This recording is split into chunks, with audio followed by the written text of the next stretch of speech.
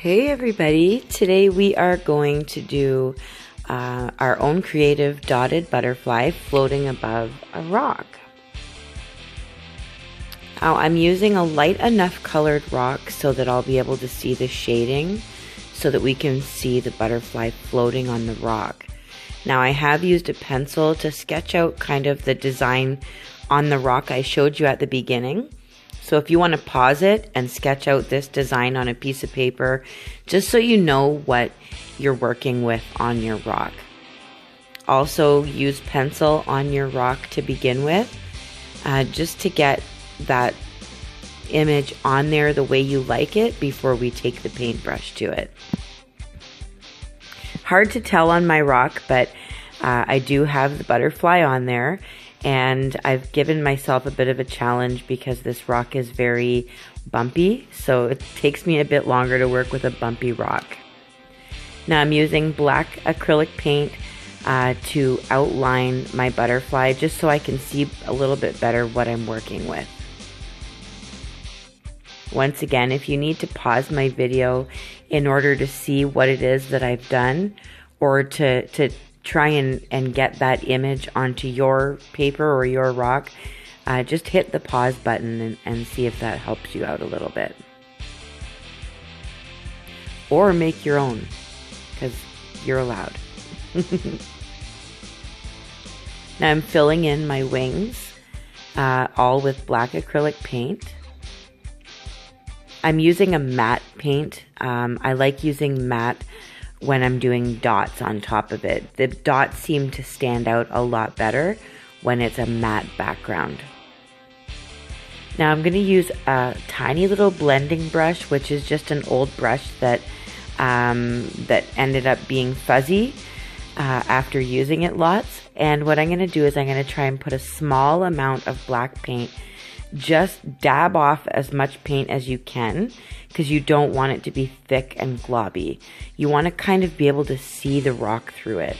So we're going to just get a small amount of paint and blend it on where I've placed that shadow line.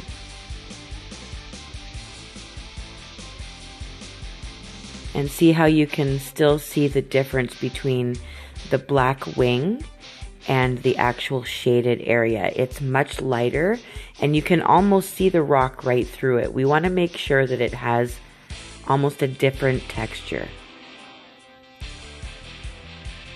Now I'm just following my drawing that I did on the paper underneath my rock, and I'm just putting in the shadow of the butterfly lightly. You will be able to see the shadow a lot more once you finish the butterfly. Right now it's a little bit hard to see, but you will be able to see it much better. Now I love using gold acrylic paint, so of course my butterfly is going to have some gold. And I'm just going to outline the body and the wings. Don't outline the shadow, just stick to the wings.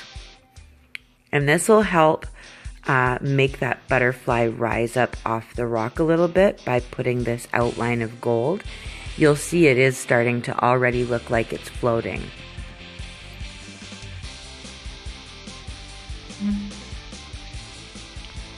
So once you've finished outlining that,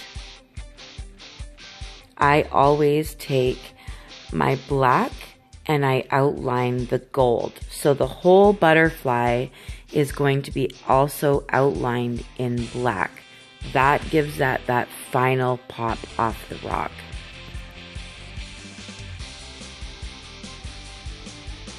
So the whole thing's been outlined in black.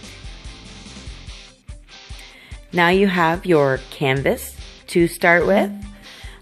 Because it's spring coming and I'm a big fan of spring colors, I'm going to use a bunch of Eastery looking colors. They're pastels.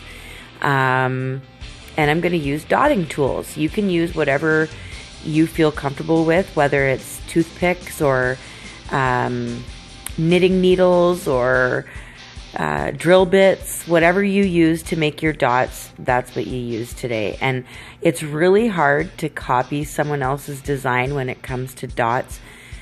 So I'm just going to kind of go with the flow here and see what we end up with. If you want to pause it to see what I've done so that you can kind of figure out how to do it on your own, it is probably a lot easier to just sort out your own design, but always go back and forth from one wing to the next so that you don't forget anything, so that they're both exactly the same.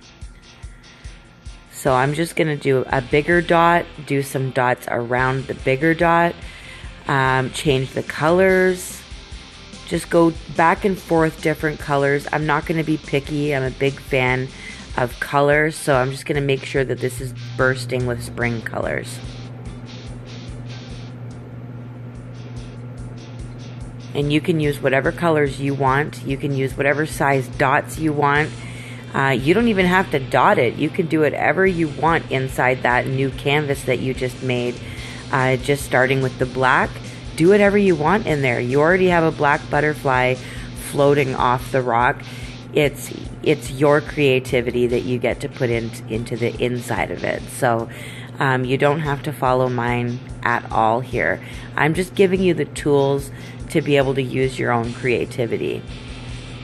I'm also going to be doing a couple of little water droplets on this rock at the end. If you need help with the water droplets, there is another tutorial that I've posted a couple of weeks ago, and it seems to be really helping others who wanted to learn how to do water droplets. So you can definitely refer back to that if you're having issues with water droplets at all. But I, for some reason, am obsessed with those, and I just think they complete a lot of my rocks. So you'll probably see them if you look through my pictures. I'm using all different spring colors, so there's pinks and yellows and light greens, and it's just gorgeous when this is finished.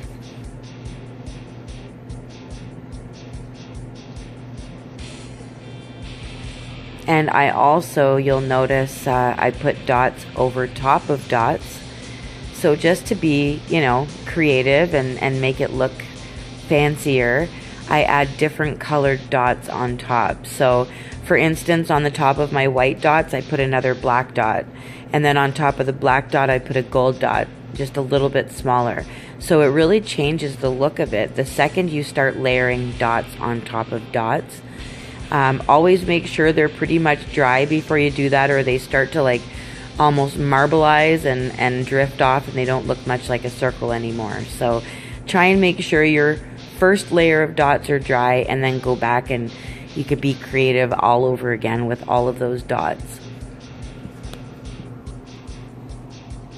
Anything goes with my rocks, so I don't have a specific color scheme.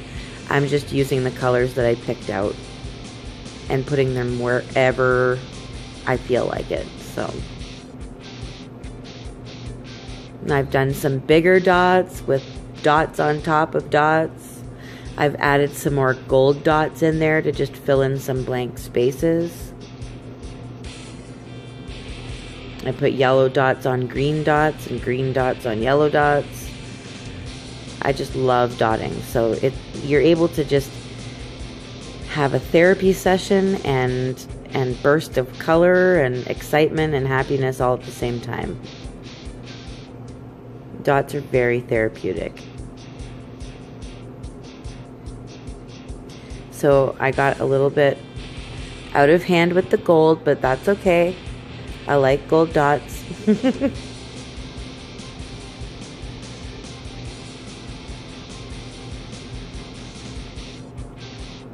You can do whatever you want inside the wings as well. You don't even have to dot them. You could just blend some colors in and do a monarch butterfly that's floating above the rock. I also have a tutorial for that if you want to look back on that.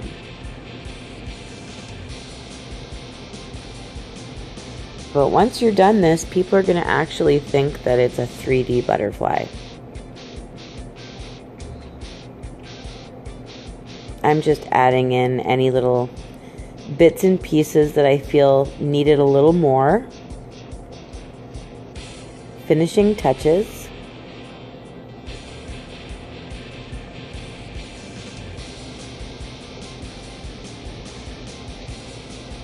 There we go. Very colorful. And all you do for the water droplets is draw on like ovals or circles with your black acrylic paint. Once again, for these you got to use a lighter colored rock so that you can see your water droplets. And I do like half black, half white in the circle that we just painted on with our lining brush. And then you take your small blending brush just like you did with the shadow, and you just mix that black and white together. Blend it together, and it starts to look like a drop of water sitting there.